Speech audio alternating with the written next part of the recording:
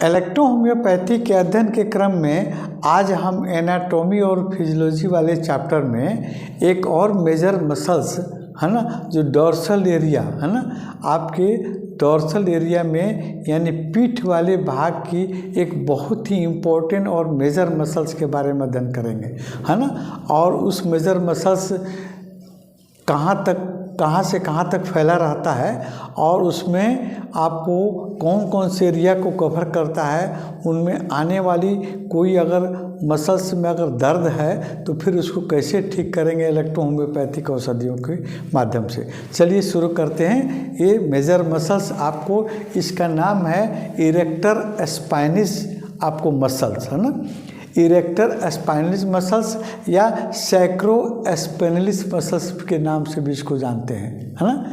Sacro spinalis muscles या erector spinalis muscles के नाम से हम जानते हैं। कहाँ से कहाँ तक ये फैले रहता है। देखिए ये आपको नेक, ये आपको मसल्स वर्टिब्रल कॉलम है ना। वर्टिब्रल कॉलम कहाँ हो गया, आपको एटलस से लेकर आपको कॉक्सिजियल आपको भाग तक, ये वर्टिब्रल कॉलम हुआ है ना।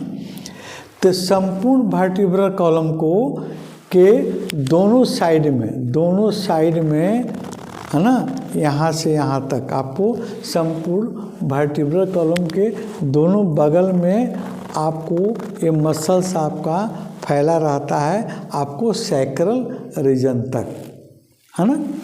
कितना आसान। देखिए ये आपको सर्वाइकल एरिया हुआ, ये थ्रोसिक एरिया हो गया, ये आपको लंबर एरिया हो गया और फिर ये आपको सैक्रल एरिया हुआ।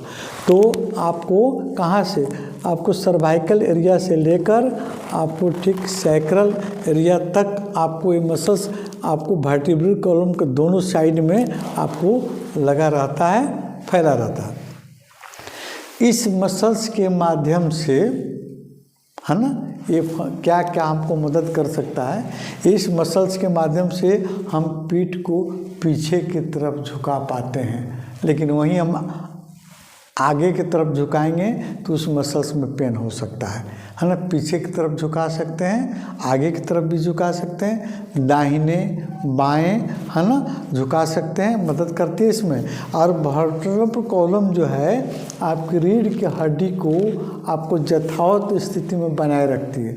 यथावत स्थिति में क्या, देखिए यहाँ पर आपको तीनों एरिया जो है आपको वर्टिब्रल कॉलम का तीनों एरिया जो है तीन तरह के आपको मोड़ों से बना रहता है। देखिए सबसे पहले आपको थोड़ा सा टेढ़ा है, उसके बाद थोड़ा सा उभार है, फिर आपको थोड़ा सा टेढ़ा है, फिर उभार है ना। तो ये आपको इसको तीन भाग में देखिए, ये सर्वाइकल एरिया हो गया, ये थ्रोसिक एरिया हो गया, ये लंबर एरिया हो गया और फिर आपको ये सैक्रल एरिया हो गया है ना। तीनों को मसल्स दोनों तरफ से जकड़े रहती है और इसको यथावत स्थिति में बनाए रखती है। ये मसल्स आपको कौन, इरेक्टर स्पाइनिस या सैक्रो स्पाइनलिस मसल्स है ना। तो इस मसल्स में अगर पेन हो रहा हो है ना, दर्द हो रहा हो, तो फिर कहाँ से कहाँ तक आप करेंगे, क्या करेंगे, आपको सीधे सर्वाइकल एरिया से लेकर आपको कॉक्सिजियल एरिया तक आप सीधे इलेक्ट्रो होम्योपैथिक औषधि W को D4 से है ना सीधे आप लेप लगाइए यहाँ से यहाँ तक, हर मसल्स को पेन को आपको दूर करेगा है ना। इसके अतिरिक्त में आप W से नहीं कन्वर्ट होता है, कंट्रोल होता है, तो फिर आप RE और YE को अल्टरनेट करके आप लगाइए है ना, तो भी इस तरह के मसल्स के पेन में आपको आराम मिलेगा। इसमें आर्टरी जो सप्लाई करती है, लेटरल सैक्रल आर्टरी जो है इसमें ब्लड सप्लाई करती है, और nerve posterior branch of spinal nerve, posterior branch of spinal nerve जो है इसमें नर्व सप्लाई करती है। और इसके पेन को आप वर्टिब्रल कॉलम आपको सर्वाइकल रीजन से लेकर सैक्रल रीजन तक आप इलेक्ट्रिसिटी का प्रयोग करके आप इसके पेन को दूर कर सकते हैं।